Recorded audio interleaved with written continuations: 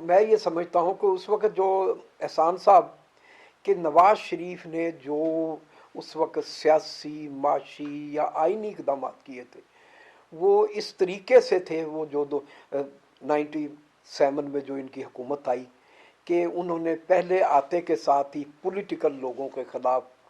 गैर आइनी और गैर आइनी इकदाम, जिनमें मोहतरमा बेनज़ीर भुट्टो और उनके पॉलिटिकल अपोनेंट थे, मीडिया के साथ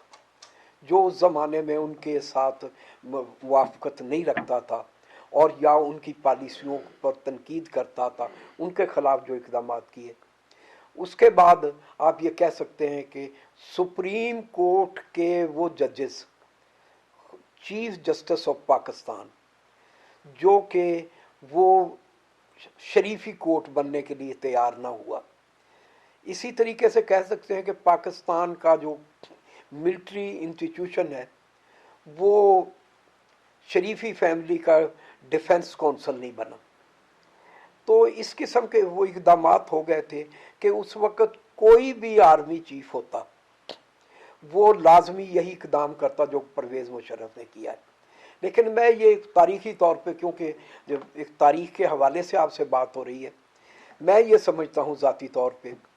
कि परवेज़ मुशर्रफ नवाज शरीफ की हुकूमत ख़त्म नहीं करना चाहता था।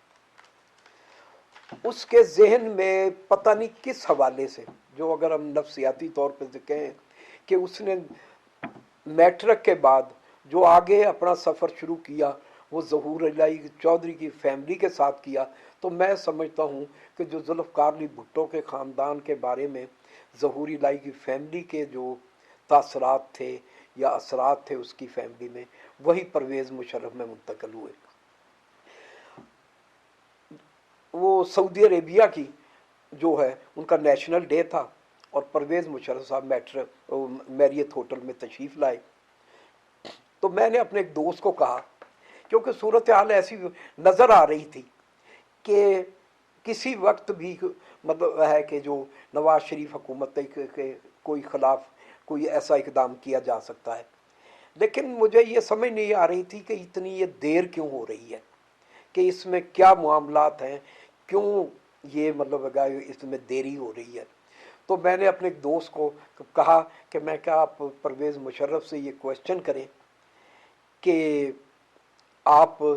जो है पाकिस्तान में जो कुछ हो रहा है इसका नोटिस कब लेंगे और इसको आप नज़रअंदाज क्यों कर रहे हैं कि पाकिस्तान में जो गैर आइनी, गैर कानूनी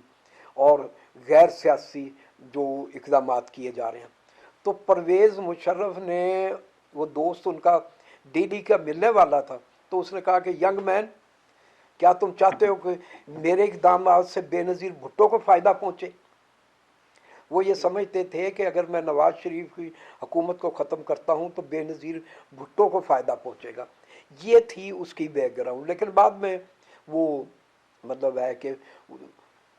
जो नवाज शरीफ की हुकूमत भी ख़त्म हुई, और वो भी इसलिए कि नवाज शरीफ ने पहले इक़दाम किया, उसके जवाब में उन्होंने जो किया कि नवाज शरीफ की हुकूमत ख़त्म होगी। ज़ियाउल हक के साथ तो एहसान साहब जो हमारा वक्त गुजरा था, और जिस तरीके से ज़ियाउल हक ने पाकिस्तान पीपल्स पार्टी और यहाँ के जो इंटेलेक्चुअल थे, यहाँ के जमहूरी सोच रखने वाले लोग थे, इनकलाबी लोग थे, शायर लोग थे, उनके खिलाफ इक़दाम किए, तो मैं ये समझता था कि पाकिस्तान पीपल्स पार्टी और जब तक पाकिस्तान के मिलिट्री इंस्टीट्यूशन के दरमियान अच्छे ताल्लुकात ना हो,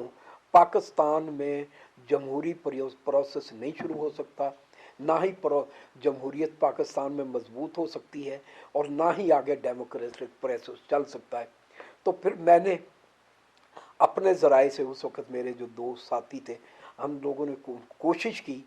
कि पाकिस्तान पीपल्स पार्टी और परवेज़ मुशर्रफ के दरमियान जो है ताल्लुकात बेहतर हों।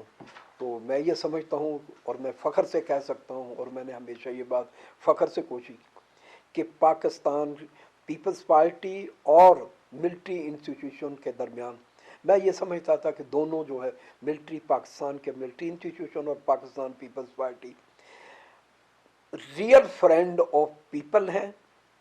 اور پاکستان کے بہترین دوست ہیں، اور ان دونوں اداروں کے درمیان تعلقات پاکستان کے استحکام کے لیے سیاسی طور پہ، معاشی طور پر اس بہتر ایک آپشن ہے۔ تو وہ مخدوم امین فہیم کے درمیان ایک بڑی ملاقات ہوئی، اور یہ کہہ سکتے ہیں کہ پاکستان پیپلز پارٹی کے درمیان اور ملٹری انسٹیٹیوشن کے درمیان تعلقات بہتر ہوئے۔ اس کے بعد آپ آ جاتے ہیں کہ پرویز مشرف نے جب آئے ہیں تو انہوں نے احسان صاحب ایک 7 نکاتی پروگرام کا اعلان کیا تھا، اور میں یہ سمجھتا ہوں کہ وہ جو 7 نکات تھے ان کی وجہ سے میرے جیسے سیاسی کارکن جن کی ساری جدوجہد جمہوریت، آئین، قانون اور رول آف لا کی بالادستی، عوام کی بالادستی، میں بھی یہ سمجھتا تھا کہ شاید پرویز مشرف ہیں جو ان کی ایک انٹلیکچوئل بیک گراؤنڈ ہے، اور یہ مطلب یہ کہ اس کی جو فیملی ہے ان کے لوگ انٹلیکچوئل اور یہ اعلیٰ درجے کی ذہانت رکھتے ہیں، تو شاید یہ پاکستان کے لیے کوئی بہتر، لیکن بدقسمتی یہ کہیں گے کہ پرویز مشرف ہے جو اپنی جو کمٹمنٹس ہے، ایک تو 7 نکاتی پروگرام کی، دوسرا انہوں نے کہا کہ میں ریکنسٹرکشن شروع کروں گا، 7 نکاتی انہوں نے پروگرام کو نظر انداز کیا اور ریکنسٹرکشن کے بجائے ری اسٹرکچرنگ کی طرف آ گئے۔ تو اس سے میں یہ سمجھتا ہوں کہ پاکستان میں ایک غلط روایت شروع ہو گئی، اور آگے جو پرویز مشرف کا وقت شروع ہوا وہ آپ وہی کہہ سکتے ہیں کہ جو ایوب خان کا پروسیس تھا، یحییٰ خان کا پروسیس تھا، ضیاء الحق کا، وہی پروسیس ہے کسی نہ کسی طریقے سے پرویز مشرف کا۔ قصوری صاحب ایک بڑا اہم سوال ہے، شہزادہ عالمگیر صاحب جن کو پچھلے ماہ 18 تاریخ کو پرویز مشرف نے سینئر نائب صدر اپوائنٹ کیا تھا، اور جو اب سینئرٹی کے لحاظ سے نئے صدر ہوں گے، انہوں نے بڑی الارمنگ سچویشن بتائی ہے کہ ہمیں پاکستان کے جغرافیے کو بچانا ہے، اور پرویز مشرف کا جو نعرہ تھا جو ہر پاکستانی کا ہونا چاہیے، بیسیکلی سب سے پہلے پاکستان، اس کو لے کے آگے بڑھنا ہے۔ آپ ایک انتہائی سینئر سیاسی کارکن ہیں، آپ سمجھتے ہیں یہ دونوں باتیں ٹھیک ہیں؟ دیکھیں نا، جہاں تک احسان صاحب سب سے پہلے پاکستان، اس کے متعلق تو دوسری رائے ہو ہی نہیں سکتی کہ جب ہم پاکستانی ہیں، اور میں یہ سمجھتا ہوں کہ پاکستان کی حیثیت ایک میرے لیے ایک ماں کی حیثیت، کوئی شبہ کی بات نہیں، ایک میرے فادر کی اگر کوئی اپنے باپ کی اولاد ہے اور وہ پاکستان میں ہے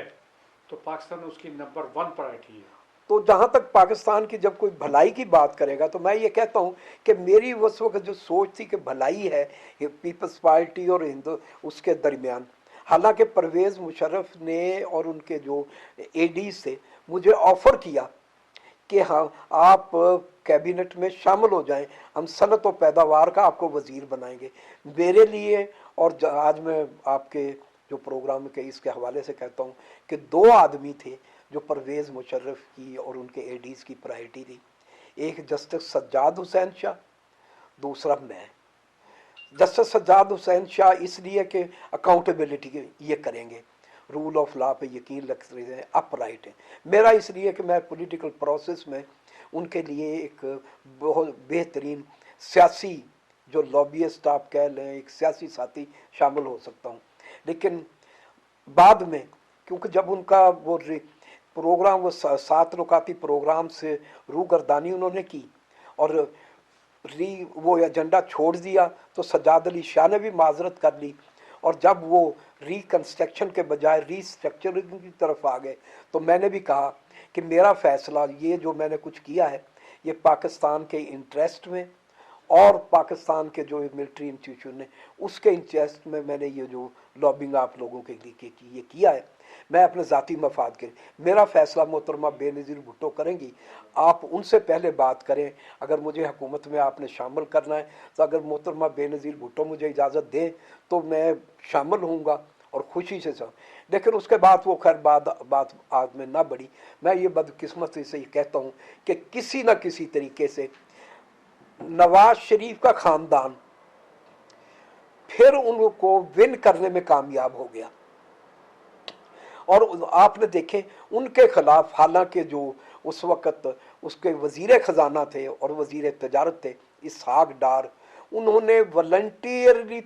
ये एक मतलब जो वो कहते हैं कि एक बयान 164 का जो बयान है वॉलंटियरली अदालत में दिया कि नवाज शरीफ ने ये इकदाम किए हैं जिनसे पाकिस्तान को बिलियन ऑफ डॉलर का नुकसान हुआ है और कम अज़ कम 10 अरब डॉलर के करीब जो है करप्शन, उसमें नवाज शरीफ की फैमिली शामिल है। तो उसके बावजूद उसको अदालत हाई कोर्ट ने सज़ा सुनाई, सज़ाए उम्र कैद, और 2 या 3 मरतबा 3 मुकदमात में सजाई। लेकिन उसकी वो सज़ा है जो उसको आप कह सकते हैं कि माफ़ करके या उसको सस्पेंड करके उसको NRO दिया गया। उससे मैं ये समझता हूँ कि पाकिस्तान की हिस्ट्री में इससे बड़ा किसी ने पहले NRO नहीं दिया था। उस NRO ने पाकिस्तान की जो सोसाइटी है उसने corruption, miss use of power, plundering, डकैती, चोर बाजारी और अपॉर्चुनिज्म को बहुत बड़ा मजबूत किया, फ़रोग दिया। और उन्होंने पाकिस्तान की जो है जो इंस्टीट्यूशन है हमारे, वो कह सकते हैं कि आपके हमारे जो डेमोक्रेटिक इंस्टीट्यूशन है, हमारा जुडिशरी का इंस्टीट्यूशन है और दूसरे रूल, उनको बहुत कमज़ोर किया जो NRO दिया था। उसके बाद पाकिस्तान की जो है बुनियादें हैं आज तक उसके जो NRO है उससे महफूज नहीं हो सकी। नाज़रीन, आपने कसूरी साहब की बातें सुनी। इससे पहले शहजादा आलमगीर साहब की बात भी सुन चुके हैं कि पाकिस्तान का जोग्राफिया ख़तरे में है। किनके हाथों, आप भी जानते हैं, मैं भी जानता हूँ। हमें उसके आगे बंद बांधने हैं। हम कसूरी साहब से भी रिक्वेस्ट करेंगे कि यहाँ पार्टी का मसला नहीं, यहाँ हमारी माँ का मसला है, या पाकिस्तान की ज़मीन का मसला है, पाकिस्तान की सरहदों का मसला है। हमें यकीन है कि आप अपनी माँ से गद्दारी नहीं करेंगे। बेशक। बहुत शुक्रिया। अल्लाह हाफ़िज़। खुदा हाफिज़।